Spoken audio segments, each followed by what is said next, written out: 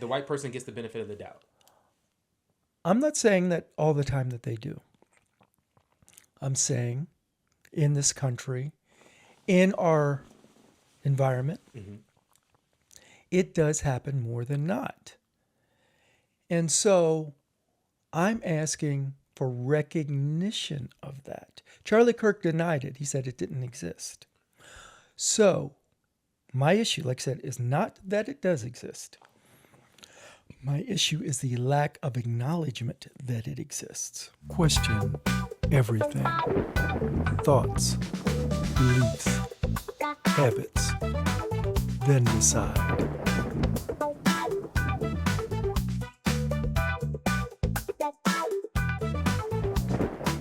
Welcome back, everyone, for another edition of Question Everything with Juicy! And I'm your old man.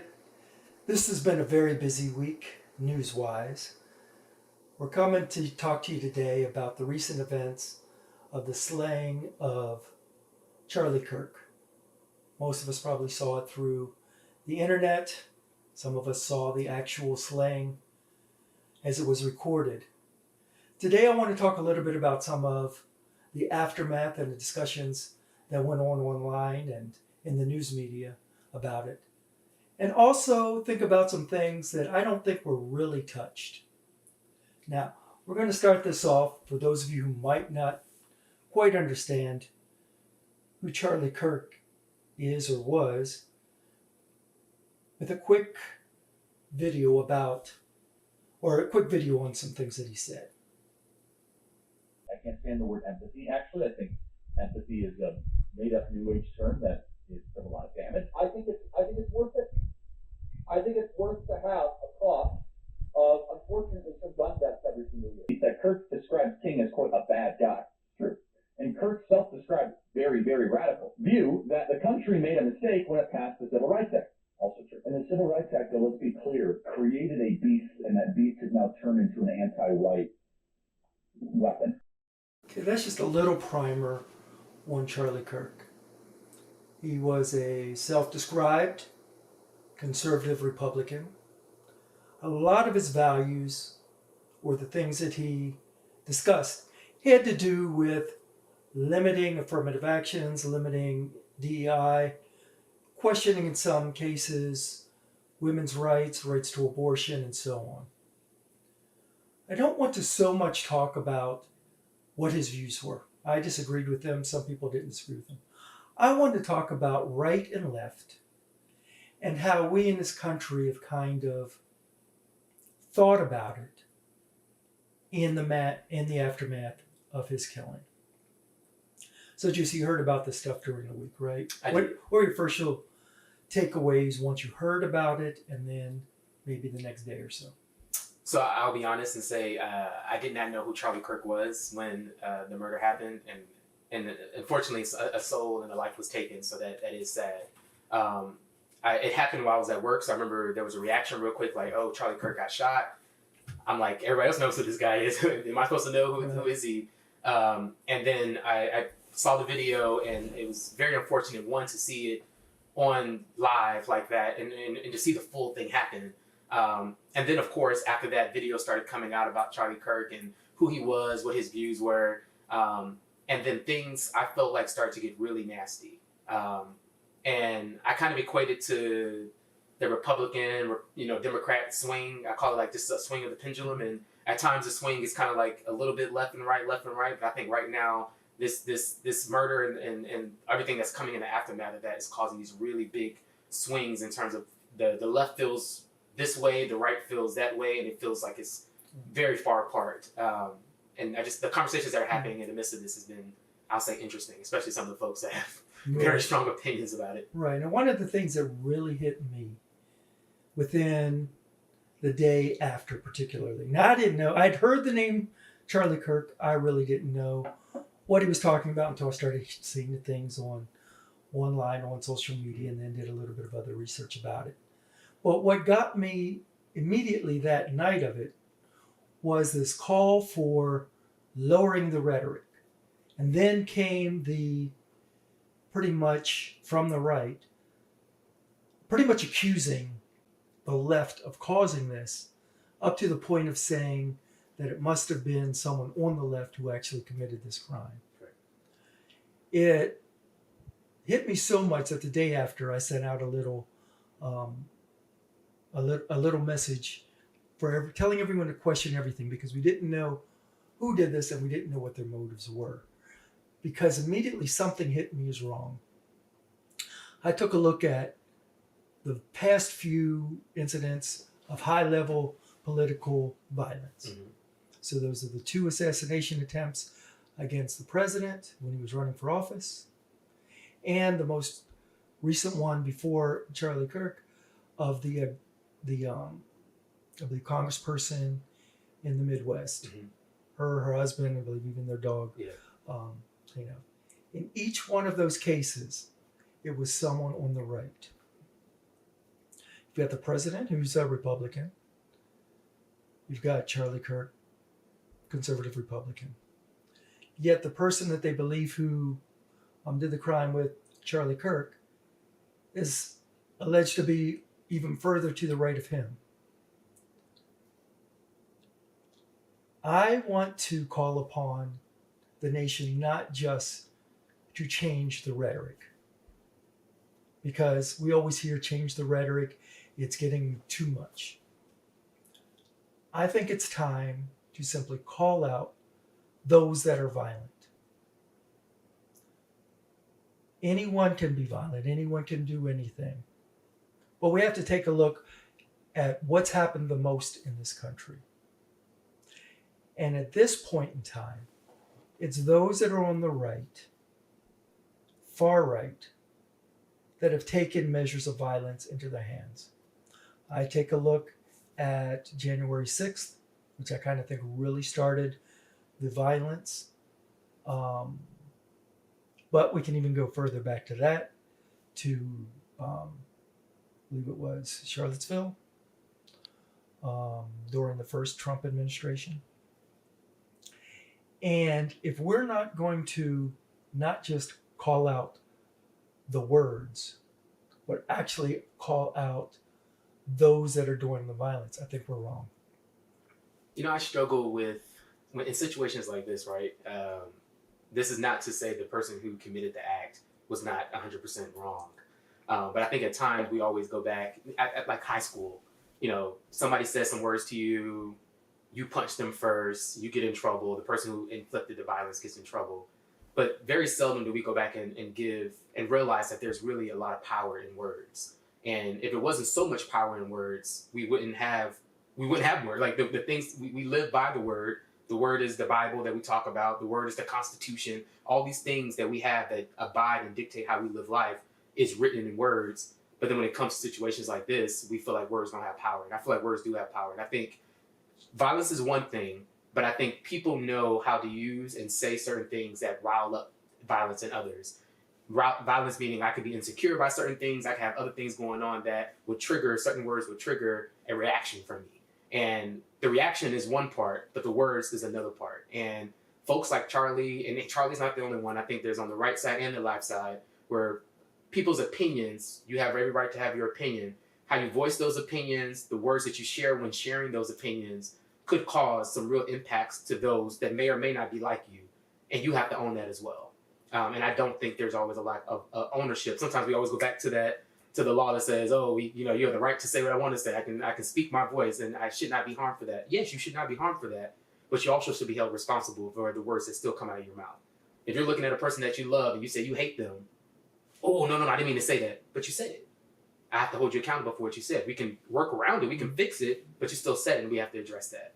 You said something about freedom of speech. Yes. in one way or the other. And I saw something on Instagram. Someone had posted a thing and it's like, do you think, we believe in freedom of speech, but now I see things of people being, thought that they are told that they should resign or be fired because of what they said. And my point on that is very clear.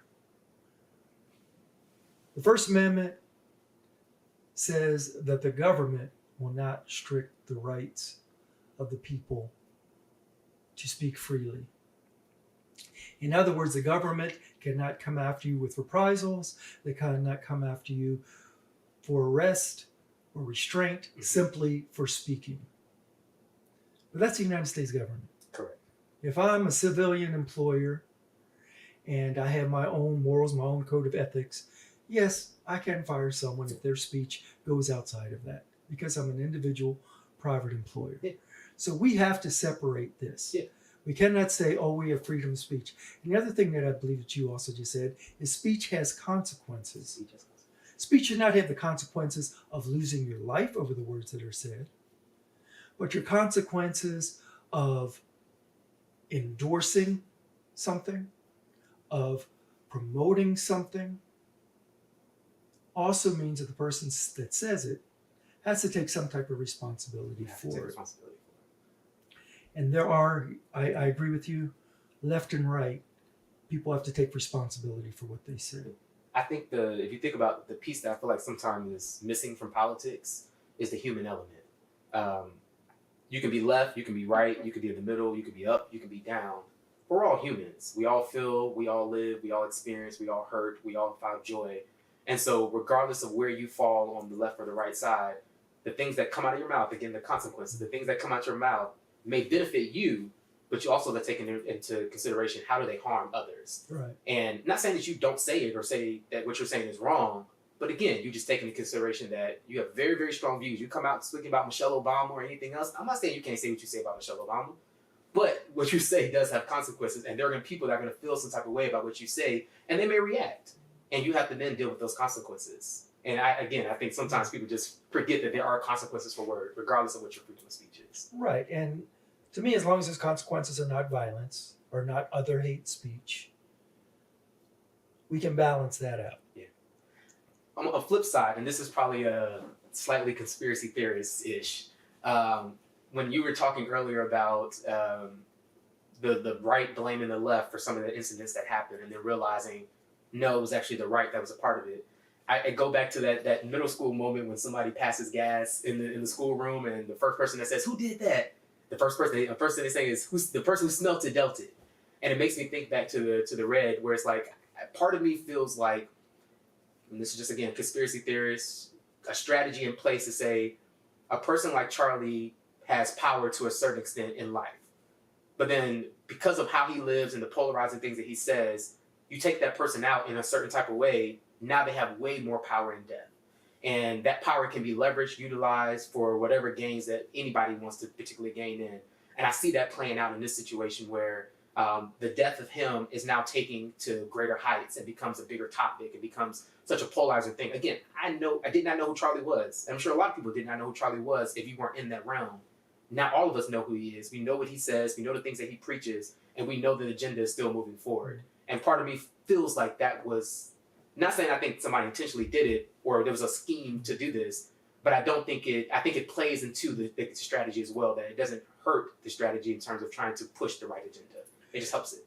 And one thing that I want to get on, because I do want to get on one area that Charlie Kirk talked about a lot, which not believing in what many of us consider white privilege.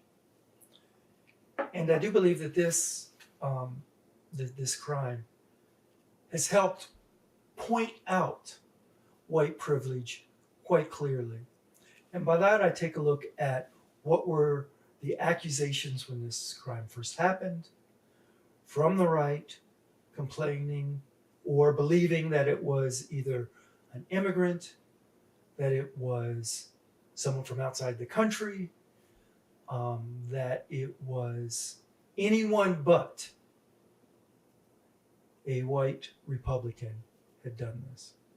And their calls for pretty much getting that person, knocking down all those on the left who talk, to once the person was arrested and we find out who he is, what he looks like, that he's 22-year-old white male, that the discussion on the right has changed from let's stop the guys that are speaking to let's pray for this person, hope that they find God or Jesus or whatever else. That, to me, is a very clear example of white privilege. Now, Charlie Kirk isn't around to see that right now, but it is a high example of the way that those in the majority, not all, but some, can take a look at the same situation, but then realize that the person who is accused of a crime looks like them, mercy is given. Without even finding out all the facts. They didn't have all the facts when the crime first happened, but they assumed. Now that someone is in custody, they're assuming that he had just made a mistake and he is worthy of redemption. I have a question about white privilege. Why do we make white privilege sound so bad? Like, I mean, the way you presented it just now made it seem like, how dare you? Like, you should know better. But when I think about, if you take the word white out and just think about privilege, though, like most people, all of us have some element of privilege at some point in our life, depending on whatever it may be, money, class, age, whatever it may be, social status. We have some level of privilege at some point. And most people who have privilege don't, if you take the gravity of what we're talking about, anybody who has privilege is going to act the same way you just thought about it. I'm going to protect my folks. My issue is not that privilege is good or bad. Okay. My issue is denying that it exists. But most people in the realm of when they have privilege typically don't realize that they're acting out their privilege. And when questioned on it, they should question it and realize that they do. Oh, of course. And that's what I'm saying. This idea is not new. White privilege isn't out there.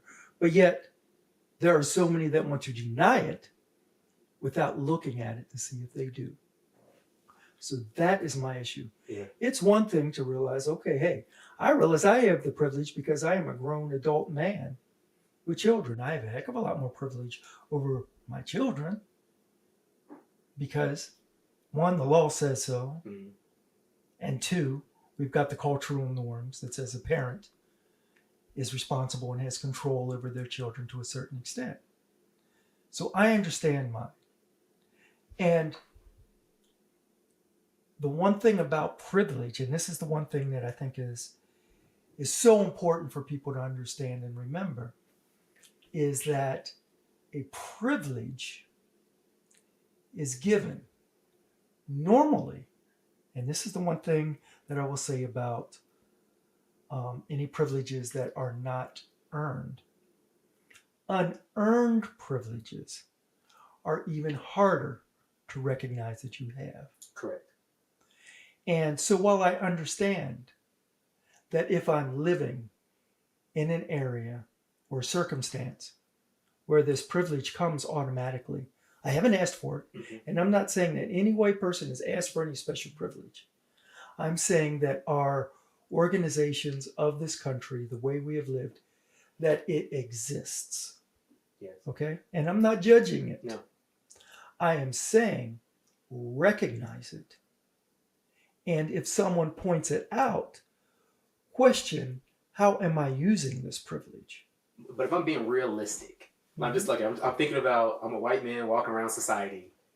And I'm just assuming that technically at some point when you do acknowledge, especially if you have a big bulk of privilege, if I acknowledge all this privilege that I have, do I start to lose that privilege at some point? Especially if all the white people say, yeah, you're right.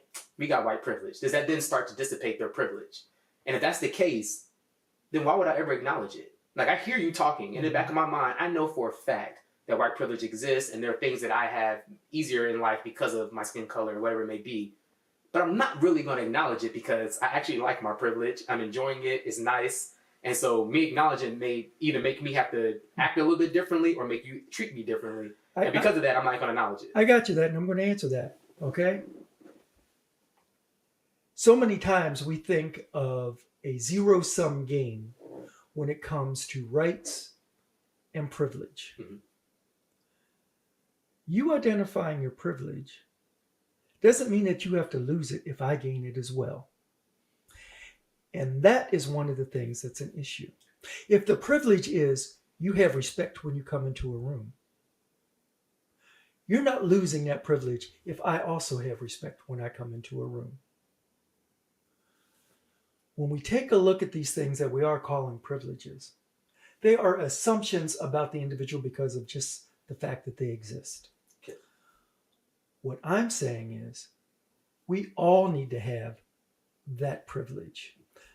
And I identify it as respect for others as we want others to have respect for us. Okay, golden rule said in a different way. I hear what you're saying. Yeah. I completely hear what you're saying. And yes, I agree. Everybody should get respect. I'm just going to take the respect part of this. Everybody should get respect when it comes to work. But if we're being realistic, and because of the human nature is always going to do hierarchy. So everybody can be respected, but there's somebody who's going to get a little bit more respect than everybody else. And what I'm saying is that that person who is up there is probably white. Maybe I'm thinking more of a corporate setting too. But they're typically have that privilege at the top. And relinquishing that privilege will make them equal to everybody else versus sitting on top of everyone else. And I want to again make it clear, I'm talking about unearned privilege. Correct. Yes. If I'm the president of a company, if I'm the supervisor in a company, that is earned privilege. Sometimes. No. Unless you consider... Well, it's positional privilege. I'll put it like Correct, that. yeah. So how they got that position is a whole different story. Correct. Okay. But you give that person that privilege, that respect, whatever else, based on their position. No problem with that. So I am talking about, okay, man A, woman C. Yeah, whatever. A team of people. No titles, no nothing. Right. Yeah, the white person gets the benefit of the doubt. I'm not saying that all the time that they do. I'm saying in this country, in our environment, it does happen more than not. And so I'm asking for recognition of that. Charlie Kirk denied it. He said it didn't exist. So my issue, like I said, is not that it does exist. My issue is the lack of acknowledgement that it exists. And I think this is, not to change the topic, but to go a different direction with it, this is where I think the whole DEI topic became an issue. And I only say this because I am a DEI practitioner. So I've spent years with a particular company right around that time when George Floyd was happening, where I saw some behaviors coming out. And I saw it started to become, because we got really strong and comfortable in it, it started to become less about how do we find the balance and more about how do we attack the white privilege. And when we did that and we switched that tone, I think that's what caused a lot of the uproar on the right side, because instead of just saying, hey, I want to get more for me or more for my people or more for folks that look like me, it became an attack against over here. And a lot of people, and I'll never forget this. I remember one time we hosted a DEI training. There just happened to be a room full of white people. And we started talking about white privilege and attacking white this and attacking white that and the white man and all this other stuff. And I just saw the faces in the room just like glaze over.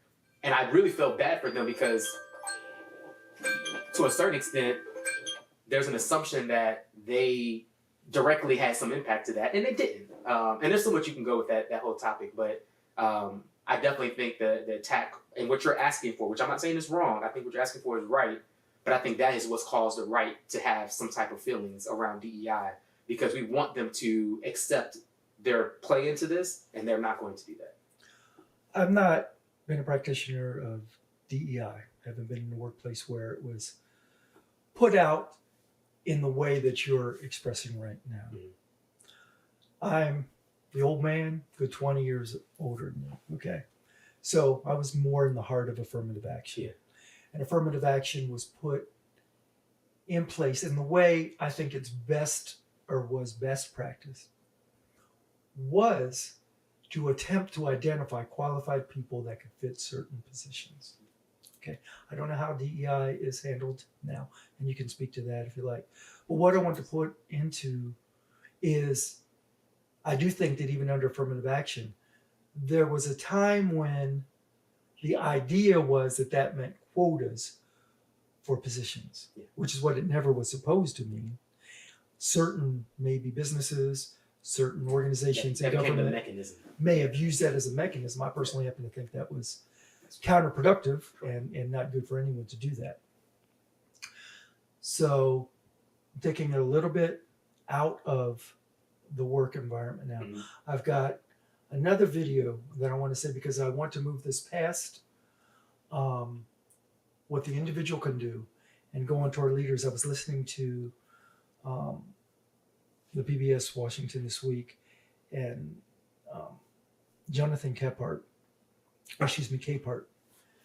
had made a comment regarding the governor of Utah. So I want to play that a little bit, and then I'm going to follow that directly up with what the governor actually said. I think Governor Cox of Utah has been superb in speaking to our better angels, in trying to lower the temperature of the rhetoric, of trying to remind us of who we are as a nation and who we are as a people, and trying to get us back to being able to disagree without being, not only without being disagreeable, but without being murderous. I hear all the time that words are violence. Words are not violence. Violence is violence. And there is one person responsible for what happened here. And that person is now in custody and will be charged soon and will be held accountable. And yet, all of us have an opportunity right now to do something different. I want to thank my fellow Utahns. This bad stuff happens. And for 33 hours, I was praying that if this had to happen here, that it wouldn't be one of us. That somebody drove from another state, somebody came from another country. Sadly, that prayer was not answered the way I hoped for. Just because I thought it would make it easier on us if we could just say, hey, we don't do that here. Those comments, the last ones there from Governor Cox of Utah. I want to also go back to Jonathan Capehart, who kind of praised his remarks. And I listened, the governor had further remarks. And yes, he is attempting to change the tone. However, as the governor of a state, he was responsible before and he's responsible after. His comments make it clear to me that he either had blinders on or just didn't know that people that look like him could do this. Now that to me is a lack of leadership. If you do not understand human behavior enough, if you don't understand your state enough to know that there are enemies within that are capable of committing these type of crimes, then you really need to take a look and question yourself, question what's going on around you. He was responsible then for looking out for this. To spend 33 hours hoping and praying that it was not a member of his own community lets me know that he wasn't serious about even trying to find out whether it was a member of his community. Yes, it would have been easier for them if it was someone that looked different from them and drove into their state or came in from out of the country and did this, but that was not the case.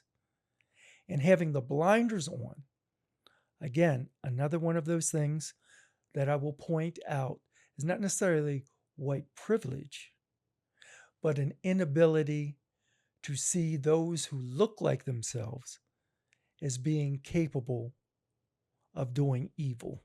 And I'll use evil in this particular term. We call that bias. Very good. Very biased. So I do agree. I see it as unfortunately, bias in situations where when he said someone out of the country, is what bothered me. I didn't care too much about in-state, out-of-state. I kind of took that as I wish it was somebody from Florida, New York. This doesn't happen in Utah. Okay, whatever. But again, his comment around someone out of the country to me continues to push the agenda that if you're from America, you're good. If you're not from America, you're bad. And we're a country that is made up of people who are, none of us are from America. Mm.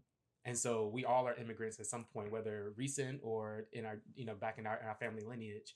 We're all from somewhere, and have come here at some point. So the whole concept of how we treat people who are undocumented or not from here and putting in these blames of these crimes and these violent crimes on them, I'm not saying it does not happen. It does, but it happens for all walks of life, not just that particular walk. So that assumption, and again, I can't fault someone for the bias that you have in your mind, because I think that's all human nature. But the point of with the level of job that he has, and the visibility and the influence that he has, for him to verbalize that in such a public setting is what upsets me. And from time to, and even if you said it and you didn't check yourself, he felt comfortable saying that and went on with the rest of his remarks. But that left a note in somebody's head of, everybody's always thinking about the undocumented person, especially with what's going on with ICE and everything like that. It just perpetuates the stereotype and continues to swing more right. All right, I had a couple final comments, but I want to let you go ahead if you have anything That's else. My final comment. That's your final comment? That was my final comment. Okay, my final comment has to do with a little bit about the level of the job, governors. I did a little bit of research. Of course, I kind of knew this from my time in the military, but the governor of a state is charged with controlling the militias in the state. A militia usually falls under the National Guard, those forces that a governor controls, but also they can form additional militias. We have states, red and blue, in which individuals are forming their own militias. And what I have to say is a warning to all the governors out there. Check those that are forming militias that are not under your control. Because those that arm themselves to fight, those that practice to fight, will eventually find a reason to fight. Just as Governor Cox did not think that someone from Utah could commit this crime, those of you who are closing your eye to the militias that are forming in your state because you think they are so aligned to you, just realize that you might be to the left of them or to the right of them. And do your obligation and take care of them. I lied. I do have a final comment. Go what ahead. You just said. I'll say this. I have nothing wrong with a fight. I think sometimes fighting is what solves whatever. I don't have a problem with fighting. I just want to make sure when you fight, you know who your enemy is. And right now, I don't think we really know who the enemy is. I think everybody's pointing fingers at different folks. And even the guy who killed Charlie Kirk, he's not the enemy. He was influenced by someone else. I disagree. Okay. Who's the enemy? Those that draw up arms and fight against the principles that are right are the enemy. So the person, now, I'm not saying the person who swung the punch is the person that's wrong. I'm not saying that there's not more than one. Okay. There's not one person, one entity. But it's one type of person. Enemy. No. You said the person who draws arms. And this is that's the violent well, I'm piece. glad we get to go even a little bit longer. Lost my central camera. But I'm going to finish it up right here. We cannot think of one-on-one, that there is only one enemy. There are those that motivate. Then there are the soldiers. When I went into war in the military, I did not only say the leader of this country is my enemy. I said those that are on the battlefield that are shooting at me are my enemy. That's the way I was trained. That's the way I was taught. There's not just one enemy. There are many. There are those that have the ideas, and there are those that carry them out. I see no distinction between them. And for that is going to be the last word. Appreciate you spending this time with us. It's been a little bit of a heavy subject. But I am the old man. I'm Juicy. And remember, question everything.